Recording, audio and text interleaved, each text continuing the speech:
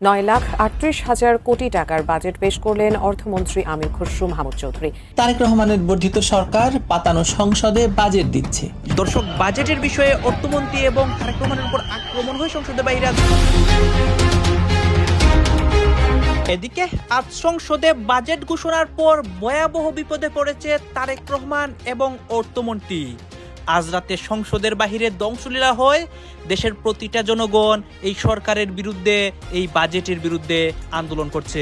অর্থমন্ত্রীর বক্তব্য থেকে একটি বিষয় স্পষ্ট যে অর্থনীতি বেশ চাপে আছে এবং সেই অর্থনীতি যখন চাপে থাকে তখন আসলে অর্থের সংস্থান যে কম সেটি কিছুটা বোঝা যায় বা ঘাটতি হয়েছে সেটি কিছুটা বোঝা যায়। এমন অবস্থায় কিন্তু সরকার কর আহরণে বেশ মরিয়া থাকে, ফাঁকি বন্ধ করে। প্রতিটা সরকারি চেষ্টা করে তার আগের বাজেটের চেয়ে আরেকটু বড় সংখ্যার বাজেট দিতে। তো এবারও আমরা সেই ধারাবাহিকতায় দেখলাম 9,38,000 কোটি টাকার বাজেট এবং এখানে ঘাটতি প্রায় 2.5 লক্ষ টাকার কাছাকাছি। এখন এই ঘাটতিটা আসলে পূরণ হবে কি করে? একটা হচ্ছে মানে দেশের ভেতর থেকে ইকোনমি আসলে বিধ্বস্ত। এই বিধ্বস্ত অবস্থা ইকোনমি মানে ভালো বাজেট তোমরা খুব বেশি আশা করতে পারো। বাজেট বাংলাদেশ ইকোনমি ঘাটতি বাজেটে যাতা বলে আগ থেকে নিষ্পেষিত হচ্ছে, সেটা অর্থমন্ত্রী মহোদয় চেষ্টা করেছে সেটা গ্যাপটা যাতে না বাড়ে। আজকের সংসদে বাজেট ঘোষণা হওয়ার পর থেকেই তুলপাড় পরিস্থিতি হয় সংসদের বাহিরে। অর্থমন্ত্রী, অন্যদিকে তারেক রহমান বিপদের মুখে পড়েন। আপনারা দেখেছেন সংসদের বাজেট হওয়ার পর থেকে প্রত্যেকটা এমপিরা সংসদ থেকে বাইর হয়ে বিস্ফোরকমূলক মন্তব্য করছে এবং জামাত কর্মীরা সরাসরি বিএনপির বিরুদ্ধে সরাসরি অ্যাকশন নিচ্ছে। আপনারা দেখতে পারবেন এই বাজেট নিয়ে দেশের প্রত্যেকটা জনগণ আন্দোলন করছে এবং এই বাজেট অনেকেরই পছন্দ হয়নি। সবকিছু দেখতে পারবেন এই একটি ভিডিওতে। অর্থমন্ত্রীর অবস্থা এবং তারেক রহমান যে বিপদে পড়ে এবং বাংলাদেশের রাজনীতির মধ্যে ভয়াবহ অনেক ঘটনা শুরু হয়েছে আজ রাতে। প্রতিটা সরকারি চেষ্টা করে তার আগের বাজেটের চেয়ে আরেকটু বড় সংখ্যার বাজেট দিতে। তো এবারও আমরা সেই ধারাবাহিকতায় দেখলাম 9,38,000 কোটি টাকার বাজেট এবং এখানে ঘাটতি প্রায় 2.5 লক্ষ টাকার কাছাকাছি। এখন এই ঘাটতিটা আসলে পূরণ হবে কি করে? একটা হচ্ছে মানে দেশের ভেতর থেকে ব্যাংক খাত থেকে ঋণ নিয়ে, আরেকটা হচ্ছে বৈদেশিক ঋণ বা অনুদান থেকে। সো আবার আমরা দেখবো যে দেশের ব্যাংক খাতের উপরে একটা চাপ তৈরি হবে এবং বাইরে থেকে যে ঋণের কথা মানে ধরা হয়েছে 1 লক্ষ কোটি টাকার উপরে বিদেশি ঋণ বা অনুদান, সেখানেও খুব ভালো খবর তো আমরা দেখছি না। বিকজ IMF তাদের যে লোন দেওয়ার কথা ছিল সেটার লাস্ট 2টো কিস্তি তারা এই সরকারের সময় বাতিল করেছে। IMF যখন ঋণের কিস্তি বাতিল করে এবং তখন দেখা যায় যে অন্যান্য দাতা সংস্থাগুলো আর সেভাবে ঋণ দিতে চায় না। আর 2 হচ্ছে আমার কাছে মনে হয়েছে রাজস্ব আহরণের যে লক্ষ্যমাত্রা ধরা হয়েছে সেটাকেও যথেষ্ট উচ্চাভিলাষী বলে মনে হয়েছে। বিকজ আমাদের ট্যাক্স জিডিপির যে রেশিও সেটা দক্ষিণ এশিয়ার মধ্যে বাংলাদেশের সবচেয়ে কম। সো সেই জায়গায় এত বেশি ট্যাক্স সরকার আহরণ করতে পারবে কিনা সেটাও একটা বড় প্রশ্ন। তো এই সকল কিছু মিলিয়ে বাজেটটি আসলে কতটুকু বাস্তবায়নযোগ্য সেটা একটা প্রশ্ন থাকে। তবে এই বাজেটে বেশ কিছু জায়গায় স্বস্তির ব্যাপার আছে। অনেকগুলো নিত্য প্রয়োজনীয় জিনিসের উপরে শুল্ক মাফ করা হয়েছে। সো সেই জিনিসগুলোর দাম কমবে বলে আমরা আশা রাখি। আপনারা জানেন যে আমাদের এই মুহূর্তে মুদ্রাস্ফীতি প্রায় 9.42% কাছাকাছি। So that is a very high number. মানে 9.4 মানে অনেক। সো এই মূল্যস্ফীতিটা কি করে কমিয়ে আনা যায়, আশা করি সরকার সেই ব্যাপারে পদক্ষেপ নেবে। যদিও আমরা দেখতে পাচ্ছি যে বিদ্যুতের দাম বেড়েছে, তেলের দাম বেড়েছে। সো এই সব কিছুই কিন্তু মূল্যস্ফীতিতে ভূমিকা রাখে। তো দেখা যাক সরকারি ব্যাপারে কি করে। দেখুন, আমার কাছে 3টা ক্ষেত্র খুব গুরুত্বপূর্ণ। একটা হচ্ছে শিক্ষা, 2 নম্বর স্বাস্থ্য, 3 নম্বর সামাজিক সুরক্ষা। এবং শিক্ষাতে এবার দেখলাম জিডিপির 2% বরাদ্দ এসছে। যদিও বলা হয় যে স্ট্যান্ডার্ড বরাদ্দ জিডিপির 5%, স্বাস্থ্যে এসছে জিডিপির 1% মাত্র। এটাও কিন্তু স্ট্যান্ডার্ডের অনেক নিচে। সো এই দুটো ক্ষেত্রে যথেষ্ট আশা থাকা সত্ত্বেও আমরা সেরকম আশা পূরণের জায়গা দেখিনি। আর সামাজিক সুরক্ষা খাতে অতীতে আমরা দেখেছি যে প্রভিডেন্ট ফান্ড, গ্র্যাচুইটি, আপনার পেনশন, এই সব কিছু মিলিয়ে সংখ্যাটিকে বড় দেখানো হয়। সো এবার আমি বাজেট পড়ে আমি দেখবো যে আসলে যে 1 লক্ষ টাকার উপরে যেটা সামাজিক সুরক্ষা বলা হচ্ছে সেটা আসলে কতটা সামাজিক সুরক্ষা আর কতটা আপনার পেনশন, গ্র্যাচুইটি ইত্যাদি ইত্যাদি। বিকজ আমরা যদি সামাজিক সুরক্ষা বলতে যেটা আমরা ভাতা বুঝে থাকি, প্রতিবন্ধী ভাতা, বিধবা ভাতা, এই ভাতাগুলো যোগ করলে আমরা আগের আমলে দেখেছি 8-9 হাজার কোটি টাকার উপরে সেটা আসে না। যদিও বলার সময় বলা হয় 1 লক্ষ কোটি টাকার উপরে সামাজিক সুরক্ষা। সো এবারও যদি আমরা পেনশন, গ্র্যাচুইটি ইত্যাদি ভাতা যুক্ত করে সেটা 1 লক্ষ টাকা হয় তাহলে এটা আসলে প্রান্তিক মানুষকে তেমন কোনো সুবিধা দেবে না। ইউনূস সরকার নাই, তারেক রহমানের বর্ধিত সরকার পাতানো সংসদে বাজেট দিচ্ছে। দীর্ঘ 2 বছর প্রায় বাজেটবিহীন দেশ আল্লাহর ইচ্ছায় চলার পর বাজেট নিয়ে তাই মানুষের মধ্যে আগ্রহ আছে। তার চেয়েও বড় কথা হলো মানুষের জীবনে যে নাভিশ্বাস উঠেছে তা থেকে সরকার মানুষকে মুক্ত করতে পারবে কিনা এই বাজেটে, তাতেও মানুষ জানতে আগ্রহী অনেক বেশি। কিন্তু দৈনিক সমকালে প্রকাশিত সংবাদ থেকে বোঝা গেল বাজেটে মানুষের জন্য উপকারী কিছু থাক বা না থাক, ইউনূস সরকারের উপদেষ্টারা, বিশেষ করে AK-47 এর মালিক আসিফ মাহমুদ সজীব ভুইয়া, আসিফ নজরুল, রিজওয়ানা হাসান, ফারুকী সহ বৈষম্য বিরোধী ছাত্রদের যারাই, ধরুন হান্নান মাসুদ, যার বিরুদ্ধে কোটি কোটি টাকা হাতিয়ে নেওয়ার অভিযোগ রয়েছে, মানে গত 2 বছরে বিপুল পরিমাণে অর্থ যারা উপার্জন করেছেন, তাদের জন্য সরকার বিনা প্রশ্নে এক বিশাল প্রণোদনা উপহার নিয়ে বাজেট প্রণয়ন করতে যাচ্ছে। চলুন জানা যাক তাদের জন্য কি করছে সরকার। প্রথমে একটি প্রশ্ন তুলুন নিজের মনে। এই অবৈধ ইউনূস সরকার যখন ক্ষমতায় বসেছিল তখন তারা প্রথমে যে প্রতিশ্রুতিটি দিয়েছিল তার মধ্যে অন্যতম ছিল যে কালো টাকা সাদা করার সুযোগ তারা দেবে না। উপদেষ্টা পরিষদের বৈঠকে সিদ্ধান্ত নেওয়া হয়েছিল ভবিষ্যতে কোনো বাজেটেই অপ্রদর্শিত অর্থ বৈধ করার কোনো সুযোগ রাখা হবে না। অর্থ উপদেষ্টা নিজে মুখে বলেছিলেন এই কথা, কিন্তু বাস্তবতা কি ছিল? শেষ পর্যন্ত সেই প্রতিশ্রুতি ধুলোয় মিশিয়ে দিয়ে আবাসন খাতে কালো টাকা সাদা করার বিধান রেখেই তারা বাজেট পাশ করেছিল। কিন্তু সমকালের রিপোর্ট বলছে এই যে তারেক রহমানের সরকার আগামী 2026-27 অর্থ বছরের বাজেটে সুনির্দিষ্টভাবে বিনা প্রশ্নে অপ্রদর্শিত অর্থ বৈধ করার সুযোগ দিচ্ছে, যেখানে কেউ স্বপ্রণোদিত হয়ে কর দিলে তার বিষয়ে কোনো প্রশ্ন তোলা বা কোনো আইনি কার্যক্রম গ্রহণ করা যাবে না। এখন একটু বোঝা দরকার এই বিনা প্রশ্নের শব্দ দুটো কতটা মারাত্মক। পৃথিবীর প্রতিটি দেশেই কখনো না কখনো কালো টাকা সাদা করার সুযোগ দেওয়া হয়েছে। ভারতে হয়েছে, আমেরিকায় হয়েছে, ইউরোপের দেশগুলোতেও হয়, কিন্তু কোথাও একটি দেশেও বিনা প্রশ্নে শব্দযুগল ব্যবহার করা হয় না। কারণ যে কোনো সভ্য রাষ্ট্রে অপ্রদর্শিত অর্থ বৈধ করার পাশাপাশি তার উৎস যাচাইয়ের একটি ন্যূনতম প্রক্রিয়া থাকতে হয়। কারণ অর্থের উৎস না জানলে মাদক ব্যবসা, সন্ত্রাসে অর্থায়ন, জঙ্গিবাদে অর্থায়ন এবং পাচারকৃত অর্থ একই ছাদের নিচে বৈধতা পেয়ে যায়।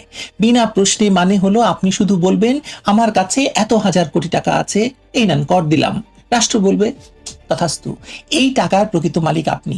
এই বিধান কেবল সেই দেশেই তৈরি হতে পারে যে দেশে রাষ্ট্র ক্ষমতায় থাকা নির্দিষ্ট কিছু মানুষের স্বার্থ রক্ষার যন্ত্রে পরিণত হয় রাষ্ট্রটি। এবার আসুন মূল প্রশ্নে, এই বিধান আসলে কাদের জন্য? আসিফ মাহমুদ সজীব ভুইয়া, নাহিদ ইসলাম, আসিফ নজরুল, রিজওয়ানা হাসান, সার্জিস আলম, হান্নান মাসুদ, হাসনাত, যারা গত 2 বছরে রাষ্ট্রীয় ক্ষমতা ব্যবহার করে বিপুল সম্পদ অর্জন করেছেন, আজ তো তাদের ঈদের আনন্দ হওয়ার কথা। BFIEU ইতিমধ্যে সাবেক উপদেষ্টা আসিফ মাহমুদ সজীব ভুইয়া, সৈয়দা রিজওয়ানা হাসান, ফাজুল কবির খান, আদিলুর রহমান খান শুভ্র এবং প্রধান উপদেষ্টার বিশেষ সহকারী খোদা বক্স চৌধুরীর ব্যাংক হিসাব তলব করেছে। আরেক উপদেষ্টা প্লাস বিশেষ সহকারী ফয়াজ তাইয়াবের বিরুদ্ধে মানি লন্ডারিং সহ নানা তদন্ত করছে দুদক। মানি লন্ডারিং এবং অর্থ পাচারের অভিযোগেও সকলের বিরুদ্ধে তদন্ত চলছে। 2020 সালের মধ্যে পর্যায়ক্রমে ফ্যামিলি কার্ড কার্যক্রম দেশব্যাপী বিস্তৃত করা হবে। ইতিমধ্যে পাইলট কার্যক্রম শুরু হয়েছে 2030 সাল, 2030 তো বলছি, 2030 সালের মধ্যে পর্যায়ক্রমে ফ্যামিলি কার্ড কার্যক্রম দেশব্যাপী বিস্তৃত করা হবে।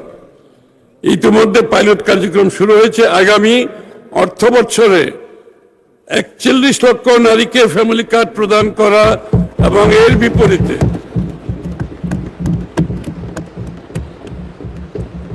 এবং এর বিপরীতে 14,500 কোটি টাকা বরাদ্দ প্রস্তাব করছি। বয়স্ক ভাতা, বিধবা ও স্বামী নিগৃহীতা ভাতা অব্যাহত রাখা হবে। 65 বছরের ঊর্ধ্বে সিনিয়র সিটিজেনদের জন্য ট্রেনে সম্পূর্ণ ফ্রি এবং মেট্রো রেলের ভাড়ার 25% ছাড় দেওয়া হবে।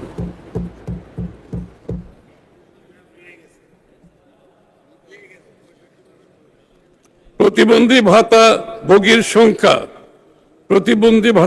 সংখ্যা 48 লক্ষে বাড়ানো হবে এবং মাসিক ভাতা 1,000 টাকা করা হবে। প্রতিবন্ধী শিক্ষার্থী ভাতার সংখ্যা 1 লক্ষে উন্নীত করা হবে। স্তরভেদে মাসিক ভাতা 1000 থেকে 1400 টাকা করা যাবে। অর্থমন্ত্রীর বক্তব্য থেকে একটি বিষয় স্পষ্ট যে অর্থনীতি বেশ চাপে আছে এবং সেই অর্থনীতি যখন চাপে থাকে তখন আসলে অর্থের সংস্থান যে কম সেটি কিছুটা বোঝা যায় বা ঘাটতি হয়েছে সেটি কিছুটা বোঝা যায়।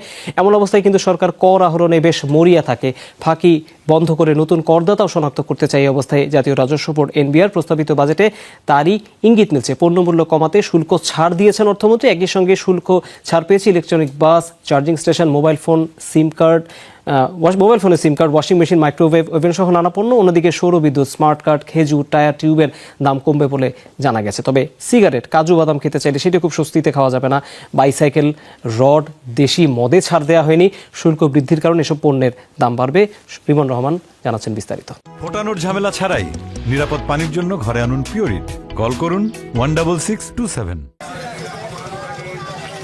উচ্চ মূল্যস্ফীতির চাপ, স্থবির উৎপাদনে, কর্মসংস্থানে মন্দাভাব, আর্থিক চাপও প্রকট।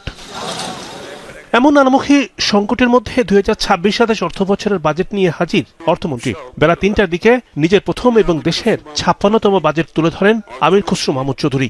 উপস্থাপনের জন্য অনুমতি। নিত্য পণ্যমূল্য নিয়ে যখন হাসফাস অবস্থা তখন বাজেটে কিছুটা আশার কথা শোনালেন অর্থমন্ত্রী। 60টি নিত্যপণ্যে কমিয়ে দেওয়া হয়েছে উৎসকর। জ্বালানি তেলের সংকট তীব্র, তাই ইলেকট্রিক বাস ও ট্রাক এবং চার্জিং স্টেশনে বড় কর ছাড় দিয়েছে সরকার। Computer, printer, monitor, washing machine এবং ইলেকট্রিক ওভেনের দামও কমবে। মোবাইল ফোন উৎপাদনে ব্যবহৃত 22 ধরনের কাঁচামালে কমানো হয়েছে কর।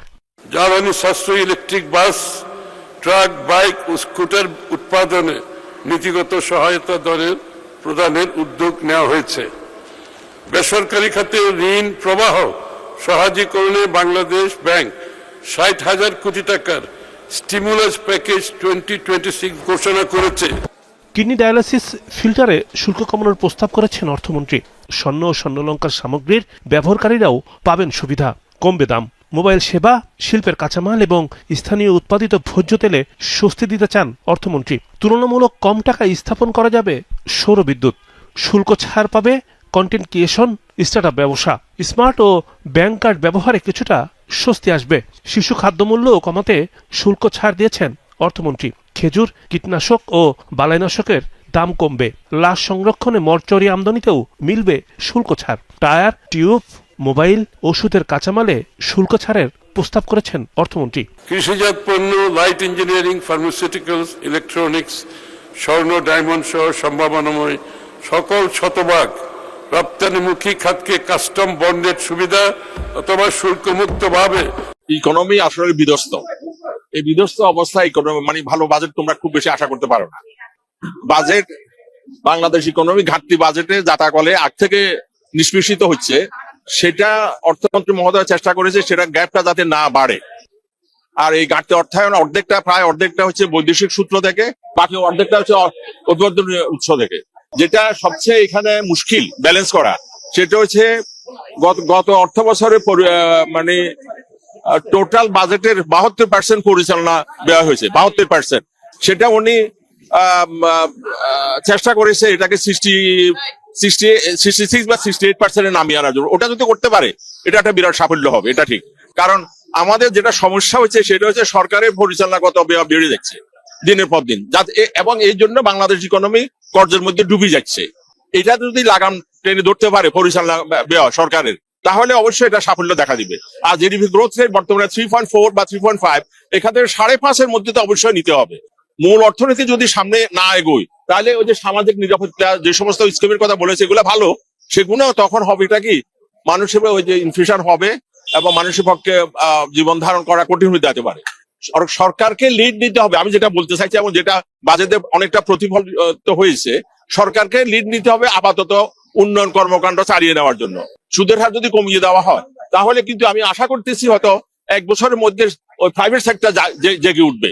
প্রাইভেট সেক্টর না জাগলে শুধু সরকারি অর্থায়নের মাধ্যমে ইকোনমি 5.5 জিডিপি গ্রোথে 5.5 বা 6-এর মধ্যে পৌঁছানো কঠিন হবে। বর্তমান প্রেক্ষাপটে যেখানে ইকোনমি স্থবির হয়ে বসে আছে, GDP growth lowest in many years, সেখানে বাজেটের তোমরা যদি বলো উচ্চবিলাসী, এটা কোনো খারাপ বিষয় না। মানে বাজেটটা বড়ই করতে হবে।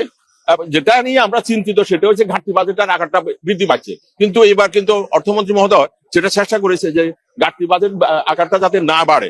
আর আর আরেকটা যেটা ভালো বলেছেন উনি, সেটা যদি বাস্তবায়ন করতে পারে সেটা অবশ্যই বাহবা পাবেন। সেটা হচ্ছে সরকারের। দর্শক আপনারা তো দেখলেন এখানে কি কথা হচ্ছে, এখানে কিন্তু সংসদের বাজেটের বিষয়ে কথা হয়, আর অনেক বিষয় নিয়ে কথা হয়। কাজে এই বিষয়গুলো দেখে এবং সংসদের বাজেট অধিবেশন নিয়ে আপনার মন্তব্য কি? আপনাদের কি এই বাজেট নিয়ে সন্তুষ্ট নাকি অসন্তুষ্ট? আপনারা আপনাদের মন্তব্যটা অবশ্যই আপনারা আমাদের কমেন্ট বক্সে লিখে যাবেন। সর্বশেষে আপনাদের কাছে আমাদের একটা রিকোয়েস্ট থাকবে, আপনারা আমাদের চ্যানেলে নতুন দর্শক হয়ে থাকলে চ্যানেলটি সাবস্ক্রাইব করবেন এবং পাশে থাকা বেল বাটনটি বাজাবেন যাতে করে নেক্সট ভিডিওটা সবার আগে আপনাদের কাছে পৌঁছে যায়। ধন্যবাদ।